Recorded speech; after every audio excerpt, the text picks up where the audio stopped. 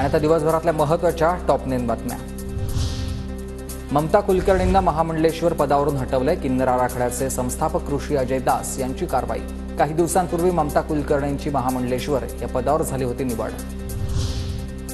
प्रयागराज येथील महाकुंभ मेळ्यासाठी भाविकांची अलोट गर्दी। चेंगराचेंगरीच्या घटनेनंतरही मोठ्या प्रमाणात भाविक प्रयागराजमध्ये दाखल झाले। सैफ अली खान हल्ला प्रकरणी मुंबई पोलिसांना मिळाला FSL रिपोर्ट। हल्ला करणारा आणि अटकेतील आरोपी एकच आहे, रिपोर्टमधून समोर आलाय। अटकेतील आरोपी आणि हल्लेखोर वेगळे असल्याच्या चर्चा सुरू होत्या। जळगावच्या सराफा बाजारामध्ये सोन्याच्या दरामध्ये विक्रमी उच्चांकी। सोन्याचे दर 84,151 रुपयांवर पोहोचले।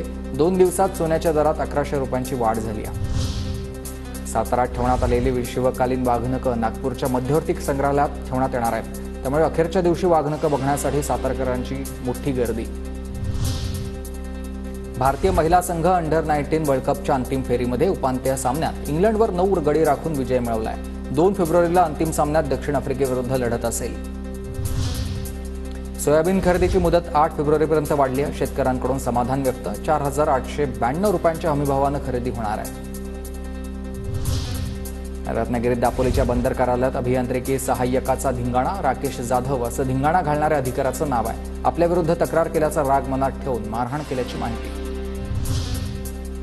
तुळजापूर पोलीस ठाणे भागामध्ये 5 घरगुती सिलेंडरचा स्फोट। आग विझवण्याचे प्रयत्न सुरू आहेत। कोणतीही जीवितहानी नाही। स्फोटाचं कारण अद्याप अस्पष्ट आहे।